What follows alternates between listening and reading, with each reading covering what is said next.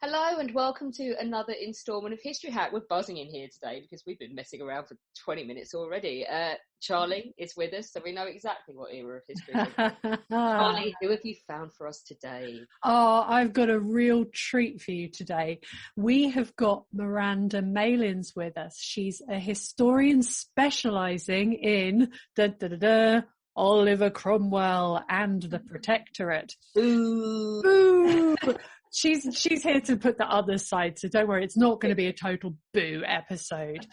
She's a trustee of the Cromwellian Association, and her debut historical novel, The Puritan Princess, came out last year, and she's really busy at the moment writing its prequel, but she's got a bit of time to talk to us. Hello, Miranda. Hi, so exciting to be here with you. Thank you. We are thrilled to have you with us. We love The Puritan Princess. It's a fantastic book. So it's the story of Frances Cromwell, who a lot of people might not have heard of. Who was she and what do we know about her? Well, she was the youngest daughter of Oliver Cromwell, and very few people would have heard of her. I had barely heard of her when I started looking at Cromwell's family in more detail. Cromwell and his wife had 9 children, and effectively in 2 families, 5 or 6, and then a baby who died, and then a gap of 5 years with no children, and then an afterthought pair of daughters, Mary and Frances. And she is still a child, really, all the way through the Civil Wars. And then when her father, Oliver, eventually becomes Lord Protector, so effectively head of state, in 1653, she is only about 14 and goes to live with him in the royal palaces of Hampton Court and Whitehall, effectively as an unmarried princess. And that's where we pick up the story with Frances's marriageability in her life and what's going to happen to her under her father's rule at his court. So we all know that Alex is the biggest Oliver Cromwell fan in the country. I refer to him as Satan's spawn. I can't stand him, to the extent that we have another episode going out in this batch about the Covenanters and all the screwing over of Scotland that he did. And our interviewee said he was like a wrecking ball. So in the cartoon, he is swinging across Miley Cyrus style in his pants on a wrecking ball, because I have that little respect for the man. Obviously, he was hideously boring and serious, and he cancelled Christmas. I'm going to make you so angry. Tell us about your research into the man. He didn't cancel Christmas, I'm lying. And how you have used that to create a very different impression of him in the book. You're so right, Alex. And actually, I love to talk with someone like you who hates Cromwell. You're my perfect audience. And that's actually almost why I set out to be a historian of this period and then now to be a novelist, because it is so exciting and toothy and a brilliant challenge to take on such massively ingrained assumptions about him. He is just one of those love or loathe figures in British history.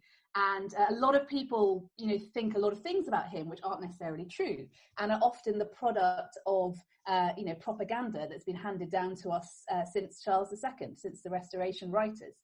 And, we think of the horrible histories kind of version of Cromwell, warty, dressed in grey or black, looking really serious, killing the king, cancelling Christmas, pulling down maypoles, generally being awful. Actually, the more that I researched him for my PhD, which was about his decision whether or not to become king in 1657, the more I discovered that actually, he was really quite different from that stereotype. He was a family man. He loved his sort of cultural pursuits. His court was very elegant, and the arts and music were flourishing under him. He was much more tolerant than people think, more moderate. And he was a great conciliator. We think of him on the battlefield, charging down the poor old Scots and the Irish. That's true. There's this martial period of his career through which he comes to power. But then there are so many different Cromwells for all of us to explore. This is why he continues to exert such a fascination upon all of us. And for me, the greatest fun about writing this novel was actually just to present the totally different Cromwell, a really colourfully dressed, fun Cromwell, drinking, dancing, smoking, hunting, hawking, hanging out in Hampton Court, looking at his lovely tapestries and statues, sitting around with his wife and daughters, and generally just a very different kind of guy. So I'm thrilled to be putting that Cromwell before you. Still don't like him. looking at the tapestries he nicked, yeah, exactly, palaces he nicked. But you're right. You know, no one in history is all one thing or all another thing. And someone like Cromwell is he's very easy to make one or the other. He's very easy to make completely the bad guy, or to make this sort of shining beacon of an alternative republic.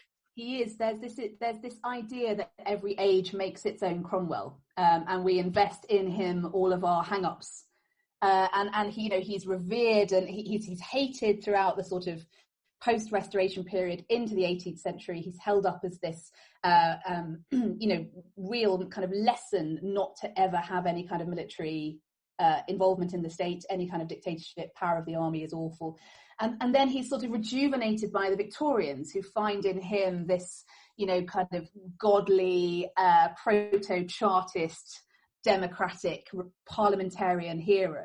And then, his statue goes up outside Parliament. And thanks to Carlyle and the other writers who write about him, he becomes an absolute national hero. His writings and speeches are bestsellers, and they're in every house up and down England. And then into the 20th century again, his reputation plummets.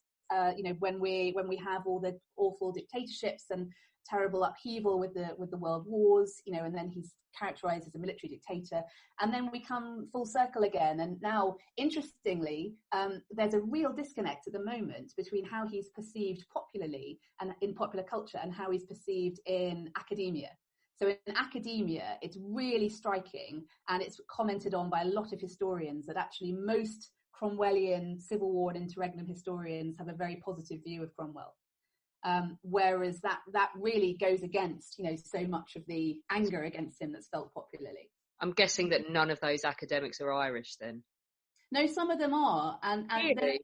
Yeah, and there's some really great work happening with Irish historians. I mean, the Cromwell Association, we had a wonderful conference a couple of years ago about Cromwell in Ireland, and various Irish historians came over. Michael O'Sucru came over, and, there's a lot of wonderful research going on across there. I mean, obviously, I'm sure you're going to ask me about Ireland in a different question, but, again, we come back constantly, don't we, to the question of what are we doing as historians? What is the point of us? And the point of us isn't to weigh in and judge whether historical figures are good or bad, or to advocate on their behalf. Our job is to investigate the past and to shine light on it, and to examine what we think was important and why and what really happened. Gosh, I mean, that must be actually, aside from your academic hat on, that must be part of the fun for you in being a historical novelist, is being able to take a bit of an opinion. And I have to personally congratulate you for making me feel some sympathy for Cromwell for the first time in my very long royalist life. Was this part of the intention in writing a novel rather than writing a nice big fat biography of Cromwell? Did you feel that you could challenge the caricature a bit better in fiction than you could in non-fiction? Yes, I absolutely did. I felt that there's something about, instead of lecturing and hectoring and saying, banging on this drama of, no, he's not this awful panto villain, in academic writing, it's really nice actually just to bin all of that and just write a scene at his court with him doing what we know he was doing, with everyone dressed how we know they were dressed, doing what they were doing, the events happening, and actually to present that Cromwell fully formed and say, okay, I'm not going to lecture you, I'm actually just going to invite you back to stroll down the corridors of Whitehall with me in 1657 and see what you think. And I also really enjoyed, because I write the novel from the perspective of Cromwell's daughter, it's a brilliant sort of, excuse really, for painting that kind of portrait of him, because he's being seen through the eyes of his daughter. So, she would think of him in those terms, not completely unquestioningly, but slightly more heroic, but also very intimate terms. She sees him first as a father before anything else. But I haven't given up on historical writing. I mean, I've got a biography of Cromwell and his family in mind, and it will be interesting to see once I start trying to write that, which I'd like to write next, actually, what kind of Cromwell emerges when I'm writing with that hat on. Gosh. So the book is set at a crucial time for the Cromwells. What is going on in 1657, and what is the humble petition and advice? Oh, it's another one of those brilliant sort of 17th century terms, isn't it? You know, solemn league and covenant and humble petition and advice and instrument of govern and self-denying ordinances. They're quite enough to put anyone off studying it, actually. They're all very grand sounding. Parliament is the one that makes me want to shoot myself because it reminds me of school. I still don't get it, and I just don't care. They're all very grand and sort of alienating, aren't they? I completely agree. But what's happening in 1657, and the reason I set the book there, is that this is the Cromwells and the protectorate regime at the height of its power. So Cromwell has been Lord Protector, effectively king, but over a Republican Commonwealth for 4 years at this point. And he was installed as Lord Protector under, by the army, really, in a bit of a coup, under an army drafted constitution, drafted by General John Lambert, called the Instrument of Government. What's happening in 1657 is that after various, really bad experiments, particularly with direct military rule at a regional level with the regime of the major generals, there's a real faction in Parliament and in the court to move the protectorate onto a more traditional and sort of constitutional footing, more of a king, lords and commons affair, which, Britain would have been used to and which people understood. And so this faction in Parliament tried to persuade Cromwell to become king. And the constitution that they suggest that he governs under is called the Humble Petition and Advice. And it is going to legitimise his rule because it's actually sanctioned and drafted by Parliament, as opposed to the previous constitution, which was written by the army leaders. So it's a really powerful moment in this protectorate, where it seems that Cromwell is going to accept the crown, actually become King Oliver I. And, really at this point, when he's being offered the crown, the Stuarts are just nowhere. The Stuarts are not coming back. This idea of this being an interregnum between two reigns and the high road to restoration, we're all there, everyone's just sitting there waiting for Charles II to appear across the channel, was not the case. They were all very upset, worried in the exile court and Clarendon and the others, because it really was looking hopeless at this point. Cromwell looked unassailable. But he decides, after endless, very Cromwellian kind of agonising and lots of dialogue with God, he decides not to accept the crown because he thinks it'll be hypocritical and because the army will never accept it. Whereas he himself has always been a monarchist. He actually believes that monarchy, a limited monarchy with a constitution and with a council and with parliament, is the best form of government. He always believes that. It's another myth about Cromwell. Cromwell the Republican, Cromwell the anti-monarchist, Cromwell the man who kills the king and abolishes the monarchy. It's not true. He is a monarchist. He's actually really quite a conservative, moderate, middle-of-the-road politician. So, is he going to become king? What would that mean for Frances? She would suddenly become a princess. Charles II sends an emissary, the future Charles II, to suggest maybe that he and she should marry each other at this point, which would have been amazing. I mean, how that would have changed. So it's this amazing point for the dynasty. They're moving in a much more sort of traditional, relaxed direction. There's a lot of intermarriage happening between previous parliamentarian and royalist enemies. A lot of people who had previously refused to support these interregnum regimes are coming back into the fold. So the kind of base of support for the protectorate is gradually increasing. So it's all looking good for them. And then when he is made Lord Protector for the second time round with the humble petition and advice, he says no to the crown, but basically yes to everything else. And so he's effectively really king. And he has this extraordinary coronation, in effect, in Westminster Hall with ermine and the baubles of state and all the foreign ambassadors, and a procession through the city. The fountains are flowing with wine. It's an extraordinary moment for this East Anglian farmer. And people call him Your Highness. Yeah, they do. And they call his children Your Highness as well. They're given all the trappings. I think that's why Freaking hypocrite.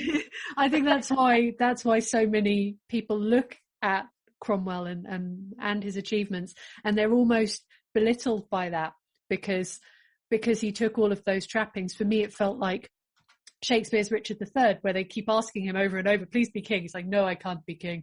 Please be king. No, I can't be king. Please be king. Oh, all right then. So it's sort of the denying it 3 times. Yeah. But in fairness to him, he's being invested with the hopes of a lot of people. He does not seize power for himself. There is absolutely no way to demonstrate that. Even his detractors can't really argue that. That idea that is often peddled in sort of ladybird fiction, that Charles I was executed in 1649 and then Cromwell took power, isn't the case. There's a whole series of constitutional experiments that happen first and that try and work. We have the Rump Parliament, we have the Bare Bones Parliament.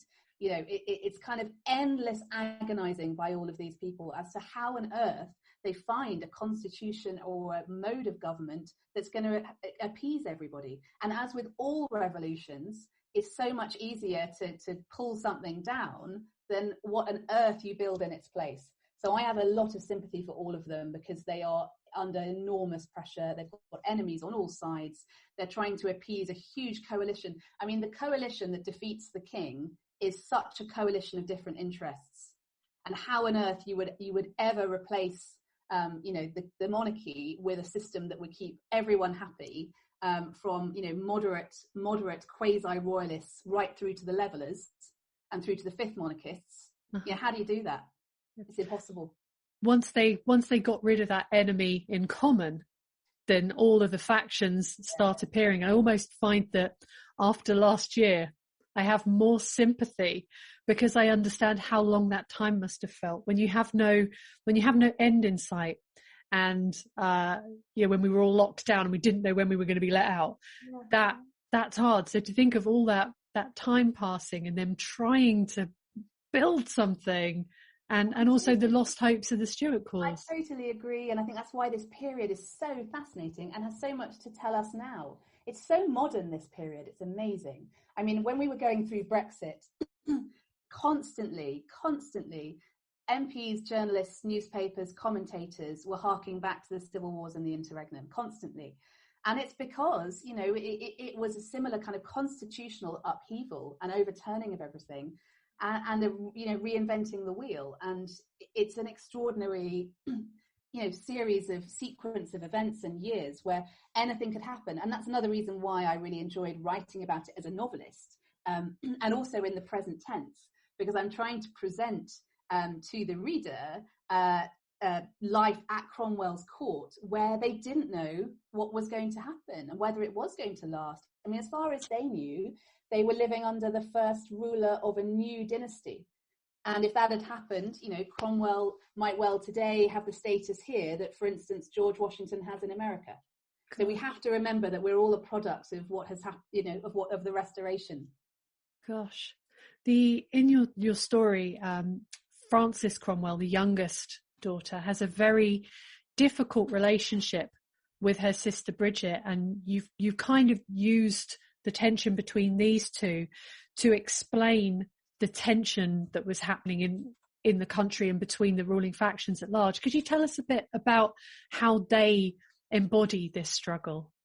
Absolutely, Charlotte. That's such a good question. And you've definitely got, you've peeled back the layer to work out what I'm doing. It is partly because, I wanted to write about the women in Cromwell's family, but I didn't want to write a book which was a sequence of scenes where men came in and gave them news. The whole thing mansplained to us, please. The whole thing mansplained endlessly would be so frustrating. And I felt justified actually in having the sisters themselves represent these different interests and argue with each other about them, because actually from what we know, they did have very different opinions about the protectorate. Bridget, the oldest sister, was married to Henry Ireton, who was a formative in the revolution in 1649 before he died, and is now married to Charles Fleetwood, another kind of key army general figure, whereas Elizabeth, the second sister, who Frances is very close to, is married to John Claypole, who is one of the MPs who is pushing for Cromwell to become king. So we have this the central faction division that's happening in the court as the protectorate goes on, between the military faction, who feel they were the men who won the war and who fought all these grueling campaigns and who put their lives on the line and spent nearly a decade in the saddle. There are those men who feel that they should have the voice, the preeminent voice in the state and in the direction of travel. But then there's the other faction, which are these more moderate, often younger parliamentarians. Some of them are almost even former royalists. We have Lord Broghill, future Lord Broghill, Roger Boyle, Edward Montagu, future patron of Samuel Pepys. A lot of these men actually eventually end up having massively successful careers under Charles II. So those are the kind of men we're talking about who are on the other side of this big debate, urging Cromwell to become king, because they think that the country will be much safer and more secure and more stable under a traditional monarchical government. And at this point, they think the Cromwell dynasty, as opposed to the Stuart dynasty, is the best bet for that. So we have all these future restoration figures who are at the moment, they're hardcore Cromwellians. But anyway, the sisters, with their marriages into these different camps, are absolutely at the heart of this divide between, that are warring over the soul of Cromwell's regime. Is this going to be a military rule with the army in preeminent position, or is this going to be a softer, more civilian, more traditional kind of rule which could bring back former royalists into the fold and heal and settle more that way? So that's the gulf that is happening. That's the tension that's happening in 1657, and it goes right into the heart of the Cromwell family themselves. Do we know what happened to the Cromwell children after the Restoration? Yes, we do. I won't give away too much major plot spoilers I could give for the Puritan Princess. So listeners, please read the book. In general, and I would say that Charles II. So I'm not completely anti Charles II. Charles II is really quite generous and tolerant towards the Cromwell family themselves. I'm telling you now, if you were really mean to him, Charlie wouldn't have invited you on. True. I'm going to be magnanimous. You see, that's kind of Cromwellian I am. Charles II does mostly leave them alone. Poor old Richard Cromwell, who's Oliver's oldest surviving son and heir, and who becomes Lord Protector after Oliver dies, briefly for the 9 months, is forced into exile. And he has a really grim and solitary time, poor chap. He wanders around Europe for 20 years on his own, living under false names, never with enough money. And he's a very young man. He's in his early 30s at that point. So, I mean, that's a grim life. He never sees his wife again, because by the time he comes back to England 20 years later, she's dead. Gosh. So that's a really sad story. The other siblings are allowed to sort of live in relative obscurity in England. Bridget dies actually relatively soon after the Restoration. And Francis and Mary, though, have very, very long lives. I mean, they live right into the end of the Stuarts. They see off the Stuarts. They live, wow. Amazingly, they live into the early years of the next century, and become these sort of curiosities later at the royal courts, especially after William II and William of Orange and Mary come back. They're these real curiosities because they look a lot like their father. And Cromwell at that point is so famous and so infamous that these daughters kind of wandering around in high society, really, which they were, especially Mary, who was married to Viscount Fauconberg, who had a glittering career for the rest of the 17th century under Charles, James and William. So it's a mixed bag, really, of their experiences. But that's another reason why I just love this family, because their story is totally unique. They come from absolutely nothing. They come from a total obscurity as a Fenland minor gentry family who at their lowest ebb are nothing more than tenant farmers, not even owning their own land in the 1630s. By the 1650s, they are looking like they're going to be our new royal dynasty, living in Hampton Court and Whitehall Palace. And just as quickly, they fade back into obscurity. So it's just this amazing family of who are briefly our royal family, really. Gosh, I mean, I have to say to our listeners, when the world opens up, if you can possibly visit Oliver Cromwell's house in Ely, it is an amazing building. They do a great job of talking you through the story of the family, and it's just a wonderful place to go. Miranda, I can remember exactly where I was when I fell in love with King Charles and I became a royalist. So I would have been about, I can't remember if I would have been 9 or 10, but it was at school, and we were doing the Tudors and the Stuarts for our project. And our teacher told us the story of King Charles putting on an extra vest on the day that he was executed so he wouldn't shiver and look cold. And it upset me so much, the thought of this. I know, I was a highly empathetic child. I was very upset to think that he didn't want to look scared and that he'd done this thing, and it really touched me. So I've always thought about this story and how it can then colour your entire life, one way or the other.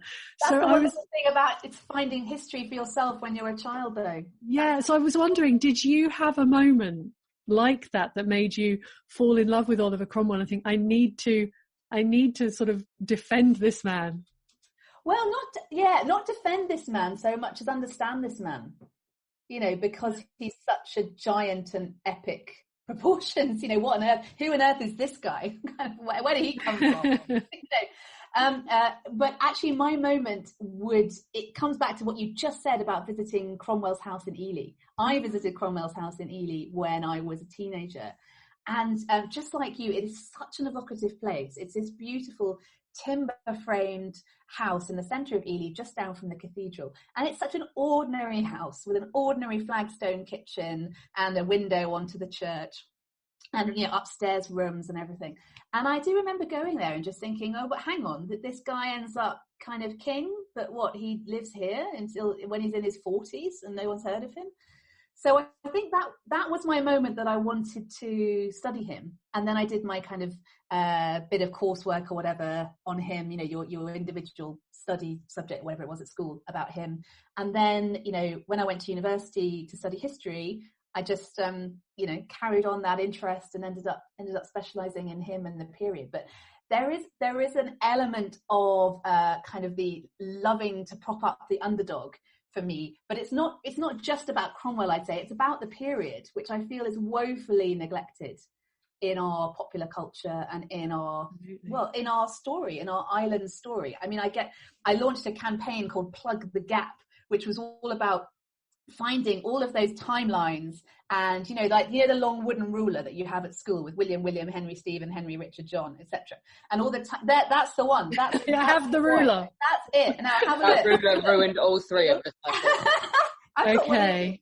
But it says, in all of these timelines and information boards at royal palaces or houses or history books, you just have this little gap. It just says 1649 kind of Commonwealth, or sometimes it goes straight through. Yeah, Commonwealth. Yeah. And I love that anomaly. We have such a neat story in this country of our kings and queens.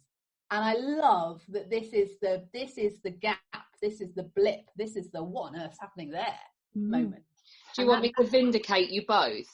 Go on then. Yes, go on. When the royal family were renaming themselves in 1917 and all these batshit crazy suggestions were going on, King George and Queen Mary wanted Stuart, spelt with an EW, but they wanted Stuart.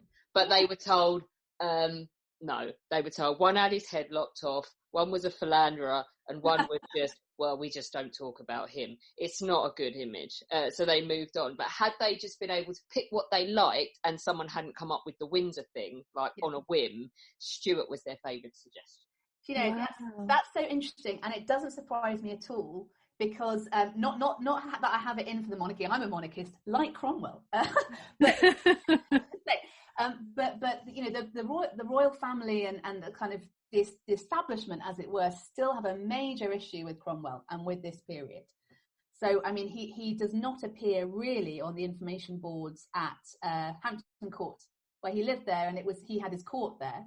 And one of my academic colleagues actually was there not that long ago, and as an experiment, spoke to several of the room stewards and asked them, where's the information about Oliver Cromwell? And kind of one person just looked a bit blankly at him. Another person sort of said, oh, I think there might be something on one of the boards in one of the rooms.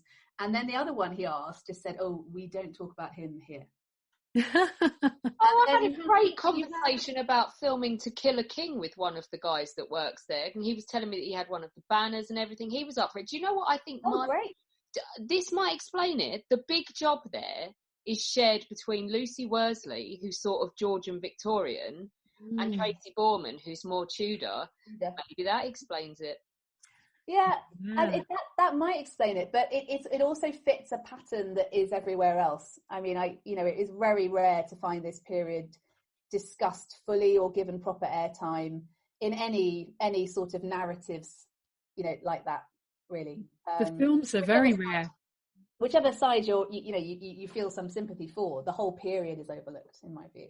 Well, it just says it all, doesn't it? That Dougray Scott ended up having to put £70,000 of his own money in to get To Kill a King finished. The film's fantastic. I love that. Totally. I love it. Yeah. I met him shortly after it, and I had a massive crush on him, because of the tumbling locks, Oh, yeah. He follows me on Twitter, and I crush. No way. Oh, yeah, I know. He doesn't really do Twitter, but on some random whim at some point he hit follow, and I wear that like a badge.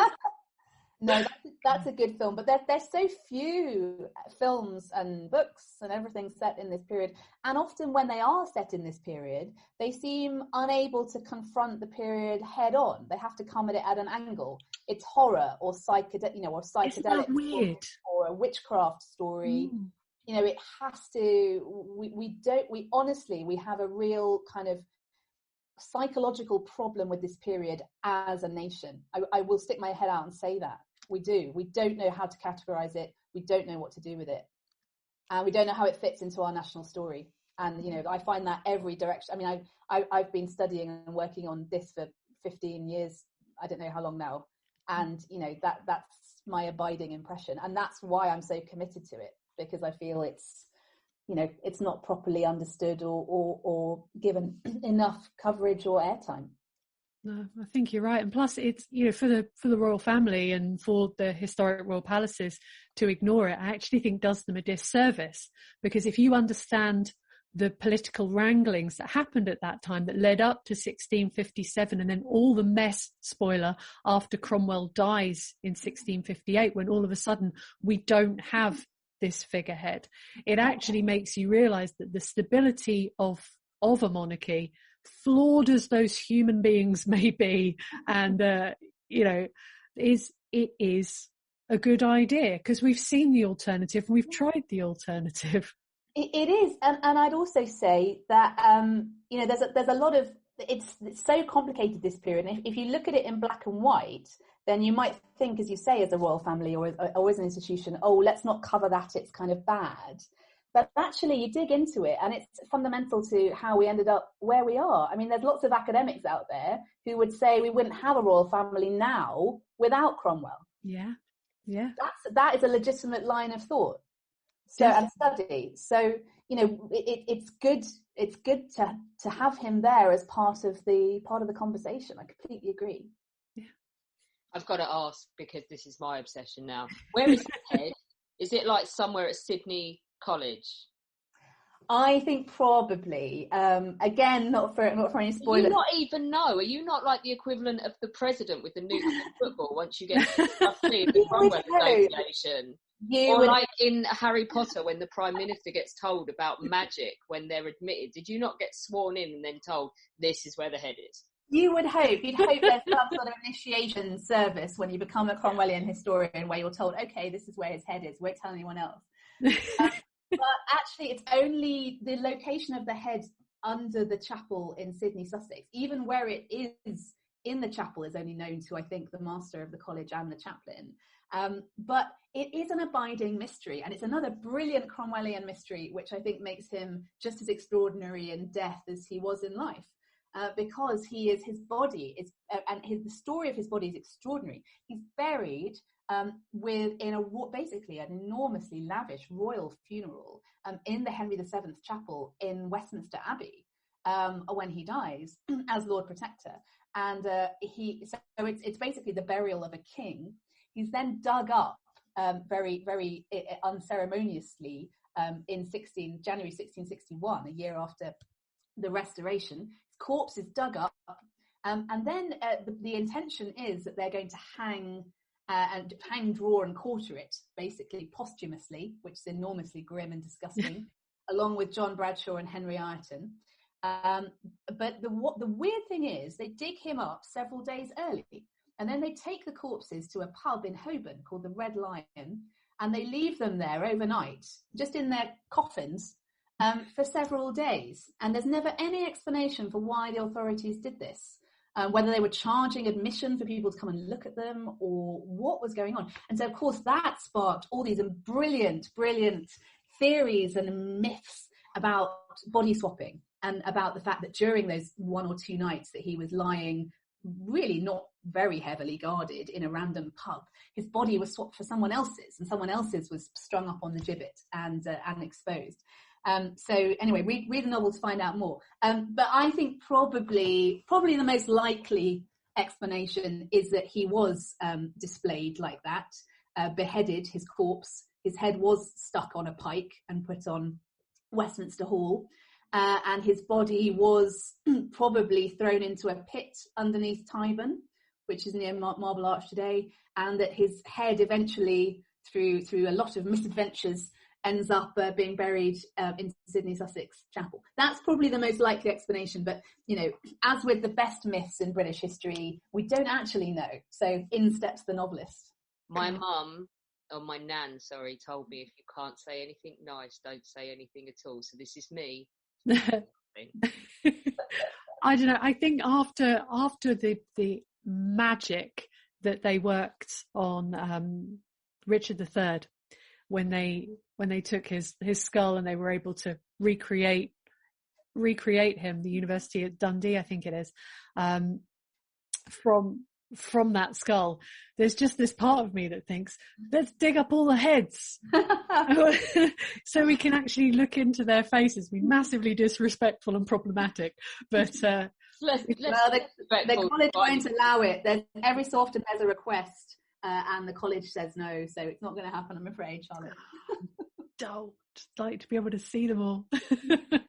But yeah, his head did go on something of an adventure, didn't it? It did. A very exciting time. Oh, good fun. Oh, amazing. So for all our listeners out there, remember that The Puritan Princess by Miranda Malins is available now. It is a cracking read, even, and I would dare say, especially if you're not a fan of Oliver Cromwell, you should definitely have a read of it, and you will thank me for it. And I think we should thank Miranda Malins for joining us today. Thank you so much for coming and chatting to us. Oh, my absolute pleasure. Thank you for having me. What a fun chat. Don't forget that we do exist on Patreon as History Hack and on Patreon as well, which is Podbean's own version. Alina and I have had massive fun doing this in 2020, but life's going to change quite a lot next year, and we're going to actually have to go and earn a living, etc.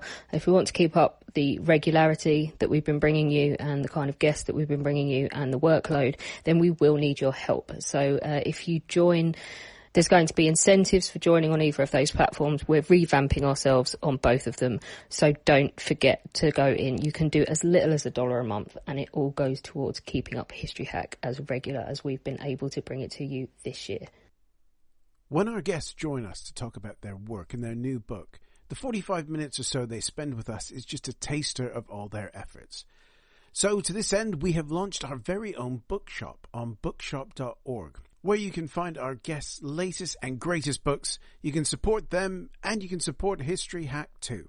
10% of every sale via our bookshop supports the podcast and allows us to keep at it and bring you more amazing guests. You can find our bookshop at bookshop.org/shop/hack history, or just search on bookshop.org for us under the shops bit. Thank you for your continued support, and here's to your next great